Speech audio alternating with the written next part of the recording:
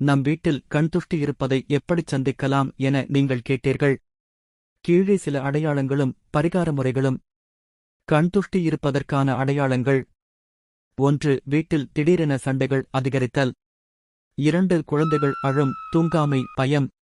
3. வியாபாரத்தில் நஷ்டம் அல்லது வேலை தவறுதல். 4. வீட்டில் தோஷம் போல உணர்வு, மன அமைதி இல்லாமை. 5. விளக்கு திடீரென அணையுதல், பூசிதறல். 6. நாய்கள், பூனைகள் வீட்டை நோக்கி பூண்டு குரல் இடுதல். கண்துஷ்டி நீக்கும் பரிகாரங்கள்: 1. மிளகு, உப்பு, சின்ன வெங்காயம் கொண்டு சுற்றி எரித்தல். 2. கோமியம், காளை மண்ணிறைவு நீர் கொண்டு வீடு தெளித்தல். 3. தொம்பை இலை, அருகாம்புல் கொண்டு குழந்தைகளுக்கு சுத்தம் செய்தல்.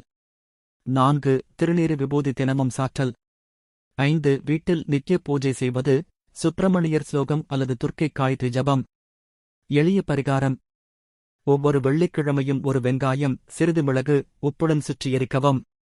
வீட்டில் நம்பர் 3, 7, 9 நாள் கணக்கில் ஏதேனும் தவறுகள் அதிகம் நடக்கும் என்றால் அதுவும் துஷ்டி சாஸ்திரமாகக் கருதப்படுகிறது.